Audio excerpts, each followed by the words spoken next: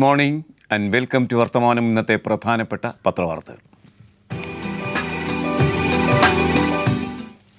ഇടതുപക്ഷ ജനാധിപത്യ മുന്നണിയുടെ ആഭിമുഖ്യത്തിൽ നടന്നുകൊണ്ടിരുന്ന ഉപരോധ സമരം പിൻവലിച്ച വാർത്തയാണ് ഇന്ന് പത്രങ്ങൾ ഏറ്റവും വലിയ തലക്കെട്ട് വാർത്തയായി നമുക്ക് എത്തിച്ചു തരുന്നത്.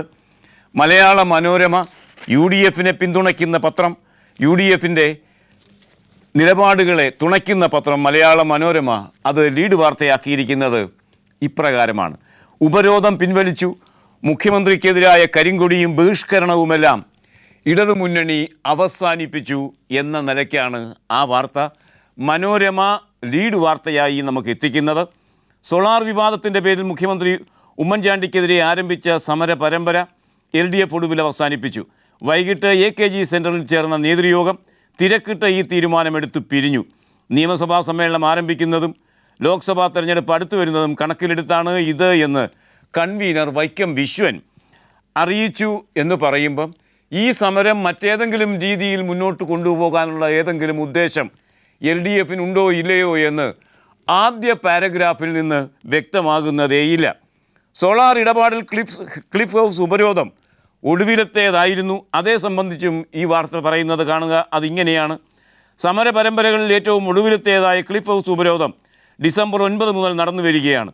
ഉപരോധത്തിനെതിരെ ഒരു വീട്ടമ്മ രംഗത്തിറങ്ങിയതും ഘടകകക്ഷികൾ തന്നെ ഭിന്നാഭിപ്രായം രേഖപ്പെടുത്തിയതും CPMനെ ഇരുത്തി ചിന്തിപ്പിച്ചിരുന്നു. അതുകൊണ്ട് സമരം പിൻവലിക്കുന്നു, ഉപരോധ സമരം പിൻവലിക്കുന്ന സാഹചര്യത്തിൽ കരിങ്കൊടി കാട്ടൽ ഉണ്ടാകില്ല എന്ന കാര്യവും ഈ വാർത്തയിൽ മനോരമ പറയുന്നു. അതിപ്രകാരമാണ്: മുഖ്യമന്ത്രിക്കെതിരെ കരിങ്കൊടി കാട്ടൽ, ബഹിഷ്കരണം തുടങ്ങിയ എല്ലാ സമരപരിപാടികളും അവസാനിപ്പിച്ചിട്ടുണ്ട്. നേരിട്ടുള്ള എല്ലാ ആക്ഷനും അവസാനിപ്പിച്ചതായി കൺവീനർ യോഗശേഷം അറിയിച്ചു. മുഖ്യമന്ത്രി നിയമസഭയിൽ തന്നെ ഉണ്ടല്ലോ, തങ്ങളുടെ പ്രതിഷേധം അവിടെ ഉന്നയിക്കും, എന്നാൽ സഭാ നടപടികളോട് സഹകരിക്കുകയും ചെയ്യും എന്ന് പറഞ്ഞാൽ പ്രതിഷേധം തീർന്നിട്ടില്ല, അത് നിയമസഭയിൽ ഉന്നയിക്കും. നിയമസഭാ കവാടത്തിലേക്ക് പ്രക്ഷോഭം മാറ്റിയിരിക്കുന്നു എന്നാണ് ഇതേ സംബന്ധിച്ച് ഇടതുപക്ഷ മുന്നണി പറയുന്നതെങ്കിൽ മനോരമയിൽ എത്തുമ്പോഴേക്കും ഉപരോധ സമരം ഏകപക്ഷീയമായി പിൻവലിക്കപ്പെട്ടു എന്ന നിലയ്ക്കാണ് മനോരമ ഈ വാർത്ത നമുക്ക് ലീഡ് വാർത്തയാക്കി തരുന്നത്. ഇതേ വാർത്ത തന്നെ ദേശാഭിമാനി 1-ാം പേജിൽ തരുന്നു. ദേശാഭിമാനി ഇടതുപക്ഷത്തിൻ്റെ പത്രം. സോളാർ നിയമസഭയിൽ പ്രക്ഷോഭം തുടരുന്ന പ്രക്ഷോഭത്തെക്കുറിച്ചാണ് ദേശാഭിമാനി വിഭാവനം ചെയ്യുന്നത്. ദേശാഭിമാനിയുടെ 1-ാം പേജിലെ ആ വാർത്ത ഇങ്ങനെ: ക്ലിഫ് ഹൗസ് ഉപരോധം നിർത്തി, സോളാർ നിയമസഭയിൽ പ്രക്ഷോഭം തുടരും. ലോക്സഭാ തെരഞ്ഞെടുപ്പിനുള്ള തയ്യാറെടുപ്പിൻ്റെ ഭാഗമായാണ് നേരിട്ടുള്ള സമരങ്ങൾ നിർത്തുന്നത് എന്നും വിശദീകരിക്കപ്പെട്ടിട്ടുണ്ട്. സോളാർ തട്ടിപ്പ് കേസിൽ മുഖ്യമന്ത്രി രാജിവെക്കണമെന്നാവശ്യപ്പെട്ടുള്ള പ്രക്ഷോഭം നിയമസഭയിൽ ശക്തമായി തുടരാൻ LDF യോഗം തീരുമാനിച്ചു. ഈ തീരുമാനത്തിൻ്റെ പശ്ചാത്തലത്തിൽ ക്ലിഫ് ഹൗസ് ഉപരോധവും മുഖ്യമന്ത്രിക്കെതിരെയുള്ള കരിങ്കൊടി പ്രതിഷേധവും താൽക്കാലികമായി നിർത്താനും ഞായറാഴ്ച AKG സെൻറ്ററിൽ ചേർന്ന യോഗം തീരുമാനിച്ച കാര്യം ദേശാഭിമാനി 1-ാം പേജിലൂടെ പറയുമ്പോൾ സമരത്തിൻ്റെ സ്വഭാവത്തിനാണ് മാറ്റം വന്നിരിക്കുന്നത്, സമരത്തിൻ്റെ സ്ഥലത്തിനാണ് മാറ്റം വന്നിരിക്കുന്നത് എന്നുകൂടി സൂചിപ്പിക്കുന്നു ദേശാഭിമാനി.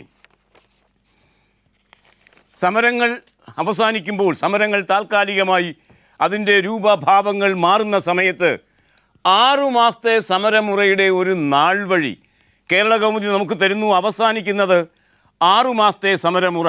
സോളാർ പ്രശ്നത്തിൽ മുഖ്യമന്ത്രിയുടെ ഓഫീസിനെതിരായ ചാനൽ വെളിപ്പെടുത്തൽ വന്നതിന് പിന്നാലെ തുടങ്ങിയ ഇടത് മുന്നണി സമരം പിൻവലിക്കുന്നത് മുഖ്യമന്ത്രിയുടെ രാജി എന്ന ലക്ഷ്യം നേടാതെയാണ് അത് പിൻവലിക്കപ്പെടുന്നത് എന്ന കാര്യം കേരള കൗമുദി ഉൾപേജിൽ പറയുമ്പോൾ അതിൻ്റെ നാൾ വഴി ജൂലൈ 1 മുതൽ ഡിസംബർ 12 വരെയുള്ള 6 മാസ കാലഘട്ടത്തിലെ പ്രക്ഷോഭത്തിൻ്റെ നാൾ വഴി കൃത്യമായും ദേശാഭിമാനി, കേരള കൗമുദി ഇന്ന് തന്നിട്ടുണ്ട്. മറ്റ് പത്രങ്ങൾ വായിച്ചാൽ ക്ലിഫ് ഹൗസ് ഉപരോധ സമരം ആരംഭിക്കുന്നത് ഡിസംബർ 9-നായിരുന്നു. 140 ദിവസം സമരം നീണ്ടു നിൽക്കുമെന്നും 140 മണ്ഡലങ്ങളിലെ ആളുകൾ ഉപരോധിക്കുമെന്നും ഒക്കെയായിരുന്നു ആദ്യഘട്ടത്തിൽ വാർത്ത വന്നത്. എങ്കിൽ കേവലം 20 ദിവസമായപ്പോൾ, 140 അല്ല 20 ദിവസമായപ്പോൾ സമരം പിൻവലിക്കപ്പെട്ടിരിക്കുന്നു എന്ന കാര്യമാണ് പത്രങ്ങളിൽ നമുക്ക് തരുന്നത്. പത്രങ്ങൾ ആ വാർത്ത തരുമ്പോൾ നാം ശ്രദ്ധിക്കേണ്ട ഒരു കാര്യം, സെക്രട്ടേറിയറ്റ് ഉപരോധത്തിൻ്റെ ഘട്ടത്തിൽ മുഴുവൻ പത്രങ്ങളും ഇടതുപക്ഷ മുന്നണിയുമൊക്കെ ഒന്നിച്ചു ചേർന്നാണ് ഉമ്മൻചാണ്ടിയുടെ രാജി ആവശ്യപ്പെട്ടത്. കാര്യം സോളാർ വിവാദവുമായി ബന്ധിപ്പിച്ച് അദ്ദേഹത്തിൻ്റെ നിലപാട് വ്യക്തമായിരുന്നില്ല എന്നു മാത്രമല്ല, കരിപുരണ്ട കൈകളാണ് നമ്മുടെ മുഖ്യമന്ത്രിക്ക് ഉള്ളത് എന്ന ബോധം ശക്തമായിരുന്നു സാധാരണ മനുഷ്യരുടെ ഇടയിൽ. അതുകൊണ്ട് ആണ് പ്രക്ഷോഭത്തിന് വലിയ പിന്തുണ ലഭിച്ചത്. എന്നാൽ ഇപ്പോൾ പത്രങ്ങൾ പറയുന്നത് മാതിരിയാണെങ്കിൽ ഈ സോളാർ വിവാദത്തിൽ നിന്നും മാറുകയും ഉമ്മൻചാണ്ടി ഏകദേശം സംരക്ഷിക്കപ്പെടുകയും ചെയ്യുന്ന ഒരു രീതിയിലേക്കാണ് വാർത്തയുടെ പ്രസൻറ്റേഷൻ മാറിയിരിക്കുന്നത്. കാണുക, മാതൃഭൂമി അതേ സംബന്ധിച്ച് പറഞ്ഞത്, ഈ വാർത്ത റിപ്പോർട്ട് ചെയ്തുകൊണ്ട് തരുന്ന ലീഡിന് അവർ കൊടുത്തിരുന്ന ശീർഷകം സോളാർ സമരം നിർത്തിയെന്ന് മാതൃഭൂമി. മാധ്യമമാകട്ടെ CPM തടിയൂരി എന്ന നിലയ്ക്ക് തടിയൂരി എന്നാണ് ഒന്നാം പേജിൽ ഈ സമരത്തിൻ്റെ പിൻവലിക്കലിനെ വിശദീകരിച്ചത്.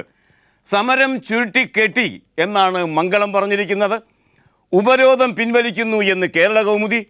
അകാല മൃത്യുവാണ് സമരത്തിന് സംഭവിച്ചത് എന്ന് ദീപിക. എല്ലാം 8 നിലയിൽ പൊട്ടി എന്നാണ് വീക്ഷണം ആഹ്ലാദിക്കുന്നത്. നിയമസഭയിലേക്ക് സമരം എത്തുന്നു എന്ന് ജനയുഗം പറയുകയും ചെയ്യുമ്പോൾ ഈ സമരത്തെ സംബന്ധിച്ചുള്ള സമീപന വ്യത്യാസങ്ങൾ പത്രങ്ങൾ റിപ്പോർട്ട് ചെയ്തതിൽ തന്നെ കാണാം. സോളാർ കേസിൽ മുഖ്യമന്ത്രി ഉമ്മൻചാണ്ടിയുടെ കൈകൾ ശുദ്ധമല്ല എന്ന് മലയാളികൾക്കറിയാം. എന്നിട്ടും അദ്ദേഹം അധികാരത്തിൽ തുടരുന്നു. ജുഡീഷ്യൽ അന്വേഷണം പോലും പ്രഹസനമാകുന്നു. ആ സമയത്ത് അദ്ദേഹത്തിൻ്റെ രാജി ഒന്നിച്ചാവശ്യപ്പെടുന്നതിന് പകരം അത് ആവശ്യപ്പെട്ട് നടത്തിയ പ്രക്ഷോഭം, അതിൻ്റെ തകർച്ചയെ വിശദീകരിക്കാനാണ് പത്രങ്ങൾ ശ്രമിച്ചിരിക്കുന്നത്. ജൻ ലോക്പാൽ ബില്ലുമായി ബന്ധിപ്പിച്ച് സത്യത്തിൽ 2010 മുതൽ പ്രക്ഷോഭം നടക്കുന്നുണ്ട് എന്ന് നമുക്കറിയാം. 2011 അണ്ണാ ഹസാരയുടെ ആദ്യത്തെ നിരാഹാര സമരമുണ്ടായത്. 2011 അത് ആരംഭിച്ച് 12, 13 എന്ന രീതിയിൽ അത് തരണം ചെയ്ത് 2 വർഷം കാത്തിരുന്നതിന് ശേഷമാണ് 2013 ബില്ല് പാസ്സാക്കിയെടുക്കാൻ നമ്മുടെ പാർലമെൻറ്റിന് കഴിഞ്ഞത്. അങ്ങനെ കഴിയുമ്പോൾ പോലും അണ്ണാ ഹസാരെ നിരാഹാര സമരത്തിലായിരുന്നു എന്ന് നാം കാണണം.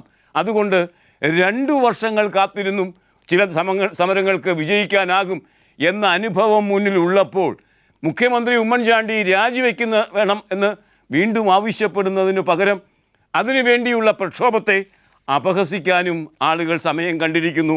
പത്രങ്ങളുടെ ഒരു സവിശേഷത ഇന്ന് കണ്ടത് അതാണ്. ഒരുപക്ഷെ പ്രക്ഷോഭം നടത്തുന്നവരും ആലോചിക്കേണ്ടി വരുന്ന ചില കാര്യങ്ങൾ ഇക്കാര്യത്തിലുണ്ടാകാം. മാവോ സൂത്തുങ് അദ്ദേഹത്തിൻ്റെ സൂക്തങ്ങളിൽ ഒരിടത്ത് പറയുകയുണ്ടായി, നാം ഒരു പ്രക്ഷോഭം നടത്തുമ്പോൾ ശത്രു തകർക്കപ്പെട്ടില്ലെങ്കിൽ നാം തകർക്കപ്പെടും. ഇങ്ങനെ ചില വിധി വൈപരീത്യം സംഭവിക്കാറുണ്ട്. അത്തരം സാഹചര്യങ്ങൾ ഇക്കാര്യത്തിൽ ഉണ്ടായിട്ടുണ്ടോ എന്ന് പരിശോധിക്കുന്നതിന് ആരും മിനക്കെടുന്നില്ല. അതിനു പകരം സമരം പൊളിഞ്ഞു എന്ന് സ്ഥാപിക്കാനാണ് എല്ലാവരും ശ്രമിക്കുന്നത്. സമരങ്ങൾ അങ്ങനെ പൊളിയുന്നതല്ല എന്നും ചരിത്രത്തിൽ അത് ഊർജ്ജമായി നിൽക്കുമെന്നും എപ്പോഴും എന്നുള്ള ഒരു ചരിത്ര വസ്തുത നാം ഇതിൻ്റെ അവതരണ രംഗത്ത് വിസ്മരിക്കുന്നു. ഉമ്മൻചാണ്ടിയല്ല, മറിച്ച് അദ്ദേഹത്തിനെതിരെ പ്രതിഷേധിക്കുന്നവരാണ് എന്തോ തെറ്റ് ചെയ്യുന്നത് എന്ന് തോന്നിപ്പിക്കുന്ന രീതിയിലാണ് ഈ വാർത്ത പ്രസൻറ്റ് ചെയ്തിരിക്കുന്നത് എന്ന് പറയാതെ വയ്യ.